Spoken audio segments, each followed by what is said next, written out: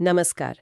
भारत का online gaming sector मतलब सोचिए करीब 45 करोड़ गेमर्स। चीन के बाद दुनिया में दूसरा सबसे बड़ा। ये सिर्फ टाइम पास नहीं था, ये तो अपने आप में एक बहुत बड़ी इंडस्ट्री बन चुका था। बिल्कुल। और ये इंडस्ट्री जो इतनी तेजी से बढ़ रही थी ना, उसमें पिछले कुछ दिनों में समझिए एक भूचाल सा आ गया है। हम बात कर रहे हैं भारत के नए ऑनलाइन गेमिंग संवर्धन और विनियमन अधिनियम 2025 की। हाँ, ये जानना बहुत जरूरी है कि ये बदलाव कितना बड़ा है, क्योंकि इससे पूरे गेमिंग लैंडस्केप को ही बदल दिया है ना। बिल्कुल। मतलब इस कानून का जो सार है वो ये है कि जो असली पैसे लगाकर गेम्स खेले जाते थे, रियल मनी गेमिंग या आरएमजी जिसे कहते हैं, उन पर पूरी तरह से रोक लगा दी गई है। अच्छा, पूरी तरह से? हाँ, पूरी तरह से। और दूसरी तरफ ये जो ई स्पोर्ट्स हैं या सोशल गेमिंग, उनको ये कानून क्या कहते हैं, प्रमोट करने की बात करता है। तो इसका असर तो फिर मतलब बहुत दूर तक गया होगा, सिर्फ कंपनियों पर नहीं, खिलाड़ियों पर भी। अरे बहुत व्यापक असर है। लाखों प्लेयर्स इफेक्ट हुए हैं। ड्रीम 11, एमपीएल जैसी जो बड़ी बड़ी यूनिकॉर्न कंपनियां थीं, उनके पूरे बिजनेस मॉडल हिल गए हैं। इन्वेस्टर्स सोच में पड़ गए हैं और हमने देखा ही, इंडियन क्रिकेट टीम की जर्सी से स्पॉन्सर का नाम तक हट गया। बाप रे, हाँ, ये तो बड़ी खबर थी। तो आज हम इसी पर गहराई से बात करेंगे, समझने की कोशिश करते हैं कि ये कानून आखिर आया क्यों, इसमें खास क्या है, इंडस्ट्री और लोगों पर इसका क्या असर पड़ रहा है और अब आगे क्या होगा। बिल्कुल। तो शुरू करते हैं एकदम बेसिक से। ये ऑनलाइन गेमिंग आखिर है क्या चीज? हाँ, मतलब आसान शब्दों में ये वही गेम्स हैं जो हम फोन पर या कंप्यूटर पर किसी ऐप या वेबसाइट के जरिए खेलते हैं। एग्जैक्टली। Digital games. अब इसमें भी ना दो मोटी मोटी कैटेगरी समझनी जरूरी है इस कानून के लिहाज से। अच्छा, कौन सी? एक तरफ है वो गेम्स जो ज्यादातर मनोरंजन के लिए या स्किल डेवलपमेंट के लिए खेले जाते हैं, जैसे कैजुअल गेम्स हो गए, candy crush type. Social games, दोस्तों के साथ लूडो खेल लिया। एजुकेशनल गेम्स भी होते हैं। और इसी में आता है ई स्पोर्ट्स। ई स्पोर्ट्स, हाँ, ये आजकल काफी पॉपुलर है, मतलब प्रोफेशनल गेमिंग टूर्नामेंट्स। हाँ बिल्कुल। जैसे पबजी या फीफा के बड़े बड़े मुकाबले होते हैं। इनमें कंपटीशन होता है, स्किल दिखती है, लेकिन सीधे तौर पर पैसा लगाकर हार जीत का दांव नहीं होता। तो कानून कहता है कि इन सबको तो हम प्रमोट करेंगे। ओके, तो फिर दूसरी कैटेगरी कौन सी है जिस पे रोक लगी है? वो है रियल मनी गेमिंग, आरएमजी। यानी वो गेम्स जहां आप असली पैसा लगाते हैं या कोई और कीमती चीज दांव पर लगाते हैं और उम्मीद करते हैं कि जीतेंगे तो और पैसा या इनाम मिलेगा। जैसे कि फैंटेसी स्पोर्ट्स, टीम बनाओ पैसे जीतो वाले। हाँ, फैंटेसी स्पोर्ट्स हो गया, ऑनलाइन रमी, पोकर और कई तरह के बेटिंग वाले ऐप्स भी थे। यही वो एरिया है जिसे कानून ने पूरी तरह से बैन कर दिया है। असल में यही आरएमजी गेम्स थे जिन्होंने वो गेमिंग और गैम्बलिंग यानी जुए के बीच की लाइन को काफी ब्लर कर दिया था। और शायद इसी वजह से सरकार को दखल देना पड़ा। वैसे ये सेक्टर भारत में कितना बड़ा था इस कानून से पहले? आपने शुरू में 45 करोड़ गेमर्स का जिक्र किया था। हाँ, 45 करोड़ ऑनलाइन गेमर्स। चीन के बाद दुनिया में सबसे ज्यादा। ये कोई छोटा आंकड़ा नहीं है। और कमाई के लिहाज से रेवेन्यू कितना था? रेवेन्यू भी जबरदस्त था। 2023-24 में अंदाजा है कि करीब 3.5 बिलियन डॉलर्स, यानी लगभग 28,000 करोड़ रुपए का। और इसमें से आप सोचिए करीब 63%। 63%? बाप रे! हाँ, लगभग 2.4 बिलियन डॉलर्स यानी 20,000 करोड़ रुपए से भी ज्यादा इन्हीं आरएमजी गेम से आ रहा था। तो आप समझ सकती हैं कि बैन का इम्पैक्ट कितना बड़ा होगा। बिल्कुल। और स्टार्टअप्स भी तो बहुत थे इस फील्ड में, यूनिकॉर्न्स भी थे शायद। हाँ, 900 से ज्यादा गेमिंग स्टार्टअप्स थे इंडिया में। और यूनिकॉर्न्स भी थे। Dream 11, MPL, WinZO, Zupee. इनकी वैल्यूएशन बिलियन डॉलर्स में थी। और इनमें से ज्यादातर का जो मेन बिजनेस था वो कैश कॉन्टेस्ट, फैंटेसी स्पोर्ट्स या कार्ड गेम्स पर ही बेस्ड था। और शेयर मार्केट में लिस्टेड कंपनियां कौन सी हैं इसमें? लिस्टेड में देखें तो नाजारा टेक्नोलॉजीज एक बड़ा नाम है। वो ई स्पोर्ट्स, बच्चों के गेम्स और अब ग्लोबल एक्सपेंशन पे फोकस कर रहे हैं। दूसरी है डेल्टा कॉर्प, जो मेनली कैसीनो बिजनेस में है, तो उन पर इस कानून का सीधा असर उतना नहीं है। और जो प्राइवेट कंपनियां थीं जिनका जिक्र आपने किया, ड्रीम 11, एमपीएल, गेम्स 24x7, माई 11 सर्कल वाले, जूपी, विंजो, पोकरबाजी, इनका तो फिर मेन काम ही आरएमजी था। एग्जैक्टली। इनका कोर बिजनेस मॉडल ही आरएमजी के इर्द गिर्द बना था। अच्छा, तो अब आते हैं उस सवाल पर कि आखिर ये नौबत आई क्यों? सरकार ने इतना बड़ा, इतना सख्त कदम क्यों उठाया? क्या वजह बताई गई? देखिए, सरकार ने कई गंभीर चिंताएं सामने रखी। सबसे पहली और शायद सबसे बड़ी थी सामाजिक चिंताएं। ये जो ऑनलाइन मनी गेम्स है ना, इनकी लत बहुत बुरी तरह फैल रही थी, खासकर नौजवानों में। हाँ, मैंने भी सुना है कई परिवारों की सेविंग्स खत्म हो गए, लोग कर्ज में डूब गए। बिल्कुल। और सबसे दुखद सुसाइड के मामले भी सामने आए। जो हमारे आईटी मंत्री हैं अश्विनी वैष्णव, उन्होंने संसद में बताया भी था कि अनुमान है कि 45 करोड़ लोग इन गेम्स से नेगेटिवली प्रभावित हुए। करीब 20,000 करोड़ रुपए का नुकसान हुआ लोगों को। और पिछले करीब 31 महीनों में 32 सुसाइड्स रिपोर्ट हुए जो सीधे सीधे इन गेम्स से जुड़े थे। ओह, 32 सुसाइड्स, ये तो बहुत ही सीरियस बात है। तो ये एक बड़ा कारण था। और क्या वजह थी? दूसरा बड़ा पॉइंट था कंज्यूमर प्रोटेक्शन का, मतलब खिलाड़ियों का हित। अक्सर इन प्लेटफॉर्म्स पर बहुत लुभावने लेकिन भ्रामक वादे किए जाते थे। उनका एल्गोरिदम कैसे काम करता है ये ट्रांसपेरेंट नहीं था। आरोप लगते थे कि असली प्लेयर्स के साथ खेलने के लिए बॉट्स बिठा दिए जाते थे। तो खेल कितना फेयर है इस पर सवाल थे। यानी पारदर्शिता की कमी और फेयर प्ले का मुद्दा। हाँ, फिर थे फाइनेंशियल रिस्क्स, मनी लॉन्ड्रिंग की चिंताएं थी, टैक्स चोरी की बातें थी, किन प्लेटफॉर्म्स का इस्तेमाल गलत तरीके से पैसे को इधर-उधर करने में हो रहा है। अच्छा, मनी लॉन्ड्रिंग भी। हाँ, ऐसी रिपोर्ट्स थी। और बात यहां तक गई कि नेशनल सिक्योरिटी की चिंताएं भी जताई गईं कि कुछ प्लेटफॉर्म्स का इस्तेमाल टेरर फाइनेंसिंग या गैर कानूनी मैसेज भेजने के लिए भी हो सकता है। बाप रे, ये तो काफी गंभीर आरोप है। और वो कानूनी कंफ्यूजन भी था ना, कि कोई राज्य बैन कर रहा है, कोर्ट कुछ कह रहा है। एग्जैक्टली। वो game of skill versus game of chance वाली बहस बहुत पुरानी है। स्टेट गवर्नमेंट्स बैन लगाती थीं, कंपनियां कोर्ट चली जाती थीं, कोर्ट कई बार स्किल वाले गेम्स के फेवर में रूलिंग दे देता था। तो एक क्लैरिटी नहीं थी, एक यूनिफॉर्म नेशनल लॉ की जरूरत महसूस हो रही थी। सरकार ने पहले भी तो कुछ किया था ना, जैसे वो जीएसटी बहुत बढ़ा दिया था शायद। हाँ, अक्टूबर 2023 में उन्होंने डिपॉजिट अमाउंट पर सीधा 28% जीएसटी लगा दिया था। वो इंडस्ट्री के लिए एक बड़ा झटका था। कंपनियों को हजारों करोड़ के नोटिस गए। फिर अप्रैल 2023 में आईटी रूल्स में अमेंडमेंट करके सेल्फ रेगुलेटरी बॉडीज एसआरबीज बनाने की बात हुई थी। हाँ, मुझे याद है। पर वो मॉडल शायद उतना कारगर नहीं हुआ, उसे लागू करना मुश्किल साबित हुआ। तो लगता है इन सब कोशिशों के बाद सरकार ने तय किया कि अब रेगुलेशन नहीं, सीधा बैन ही करना पड़ेगा आरएमजी को। तो सरकार का स्टैंड ये है कि ये एक बैलेंस्ड अप्रोच है, मतलब अच्छी gaming, e sports, social games को बढ़ावा दो और जो नुकसानदायक है आरएमजी, उसे खत्म करो। हाँ, सरकार का पक्ष यही है। अब जरा देखते हैं कि ये जो कानून बना है, ऑनलाइन गेमिंग संवर्धन और विनियमन अधिनियम 2025, इसमें लिखा क्या क्या है। पास तो ये 21 अगस्त को हुआ और 22 अगस्त को राष्ट्रपति की मंजूरी भी मिल गई। और इसका सबसे बड़ा पॉइंट तो वही आरएमजी बैन। हाँ, सबसे अहम। कानून साफ कहता है किसी भी तरह का ऑनलाइन मनी गेम, चाहे वो स्किल पर बेस्ड हो या चांस पर, आप ऑफर नहीं कर सकते, उसमें मदद नहीं कर सकते, उसका प्रचार नहीं कर सकते। सब गैर कानूनी, fantasy sports, poker, rummy, online lottery, सब इसमें आ गए। और इनका एडवर्टाइजिंग भी बैन है, जैसे टीवी पर या इन्फ्लुएंसर्स जो करते थे। बिल्कुल, वो भी पूरी तरह बैन है। टीवी, अखबार, digital media, social media influencers, कोई भी इन बैन हुए गेम्स का विज्ञापन नहीं कर सकता। और पैसों के लेन देन पर भी रोक है। हाँ, ये भी बहुत महत्वपूर्ण है। बैंकों को, पेमेंट गेटवेज को, सबको निर्देश है कि आरएमजी से जुड़ा कोई भी ट्रांजैक्शन प्रोसेस ना करें। इसके बिना तो ये गेम्स चल ही नहीं सकते। लेकिन आपने कहा था कि कानून कुछ चीजों को प्रमोट भी करता है, जैसे ई स्पोर्ट्स। हाँ, कानून ई स्पोर्ट्स को एक लेजिटिमेट, मतलब वैध कॉम्पिटिटिव स्पोर्ट्स एक्टिविटी मानता है और इसे प्रमोट करने की बात करता है। इसकी परिभाषा भी दी है, skill based competitive electronic games जहां असली पैसा दांव पर न लगा हो। स्पोर्ट्स मिनिस्ट्री इसके लिए गाइडलाइंस बनाएगी, अकादमियां खुलेंगी, इंसेंटिव मिलेंगे। और जो बाकी गेम्स है, सोशल, एजुकेशनल, उनके लिए भी पॉजिटिव माहौल बनाने की बात है। जो गेम्स सिर्फ मनोरंजन या स्किल बढ़ाने के लिए हैं, जिनमें पैसा नहीं लगा है, उनको बढ़ावा दिया जाएगा।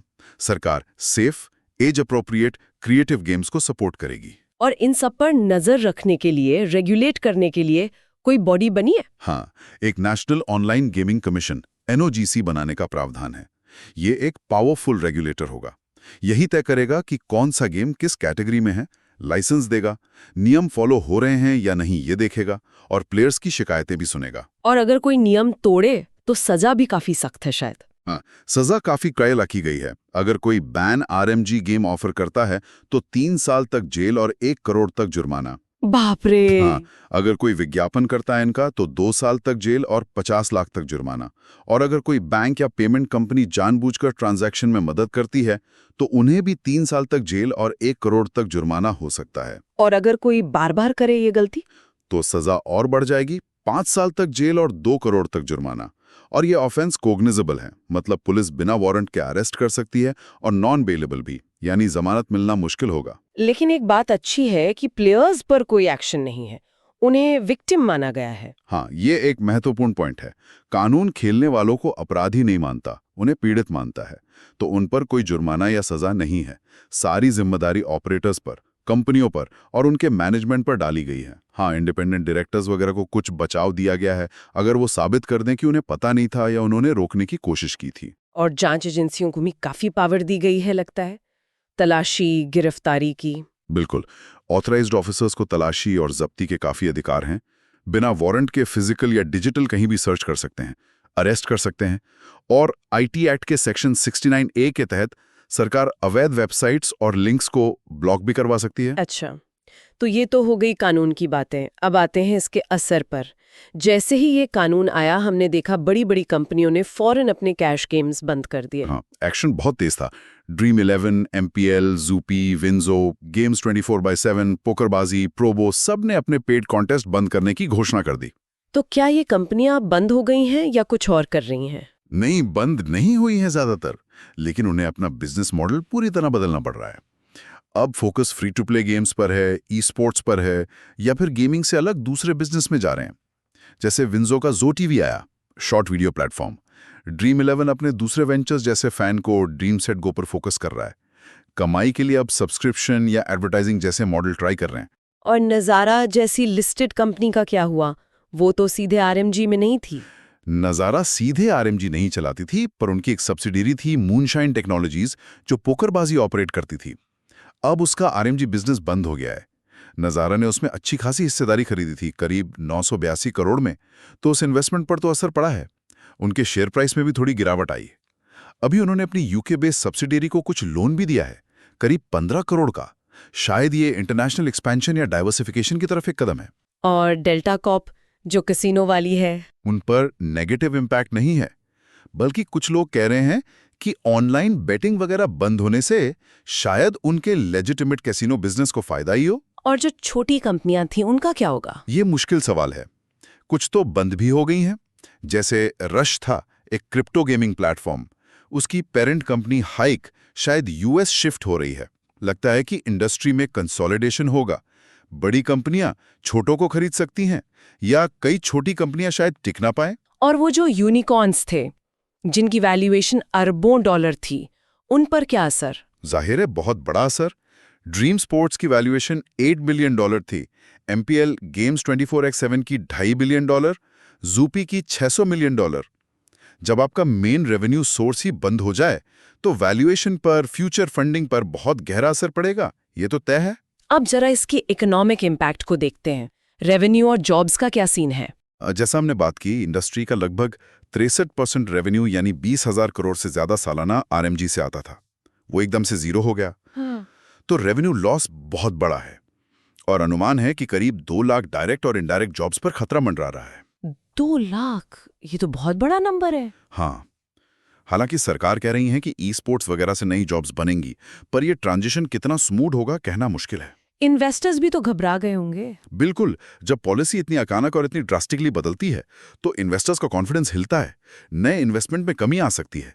शायद हम ज्यादा M&A यानी विलय और अधिग्रहण देखें। और आम प्लेयर के लिए क्या बदला? उनके लिए तो सीधा है, अब पैसे लगाकर वो गेम्स नहीं खेल सकते। जिनके पैसे वॉलेट में थे वो निकाल सकते हैं, पर नए डिपॉजिट बंद। उनके लिए अब ऑप्शन ई स्पोर्ट्स या फ्री टू प्ले गेम्स ही बचे हैं। और एक असर जो बहुत साफ दिखा, वो था क्रिकेट स्पॉन्सरशिप पर। हाँ, वो बहुत विजिबल इम्पैक्ट था। BCCI और ड्रीम 11 का 2526 तक का 3558 करोड़ का मेन स्पॉन्सरशिप डील था, वो खत्म हो गया। एशिया कप से ठीक पहले टीम इंडिया बिना मेन स्पॉन्सर के थी। ड्रीम 11 और माई 11 सर्कल जैसी कंपनियां मिलकर करीब 1000 करोड़ लगा रही थी इंडियन क्रिकेट में। वो पैसा रुक गया। इसका असर BCCI की कमाई पर, शायद आगे चलकर क्रिकेट डेवलपमेंट पे भी पड़ सकता है। ये भी एक अजीब बात है कि जहां सरकार ने सामाजिक नुकसान की बात करके बैन लगाया, वहीं सरकार को खुद भी तो रेवेन्यू लॉस हो रहा है इससे। वो 28% GST वाली बात। बिल्कुल सही पॉइंट है। 28% GST के बाद RMG सेक्टर सरकार के लिए एक बड़ा रेवेन्यू सोर्स बन गया था। अनुमान है कि इस बैन से सरकार को सालाना $2 बिलियन यानी 20,000-30,000 करोड़ के GST रेवेन्यू का नुकसान हो सकता है। ये एक तरह का विरोधाभास है, सामाजिक लक्ष्य बनाम वित्तीय लक्ष्य। तो इंडस्ट्री और एक्सपर्ट्स क्या कह रहे हैं इस बैन पर? क्या वो सहमत हैं? नहीं, ज्यादातर इंडस्ट्री वाले और कई एक्सपर्ट्स ने इस टोटल बैन पर चिंता जताई है। उनका मेन आर्ग्यूमेंट है कि बैन की जगह रेगुलेशन होना चाहिए था। मतलब नियम बनाकर कंट्रोल करते, पूरी तरह बंद क्यों कर दिया?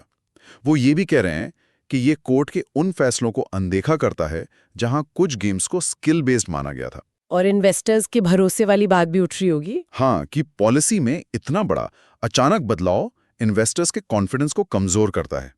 उन्हें लगता है कि इंडिया में पॉलिसी स्टेबल नहीं है। और एक बहुत बड़ी चिंता ये भी है कि अब जब लीगल आरएमजी बंद हो गया है तो प्लेयर्स कहीं इलीगल ऑफशोर प्लेटफॉर्म्स पर ना चले जाएं।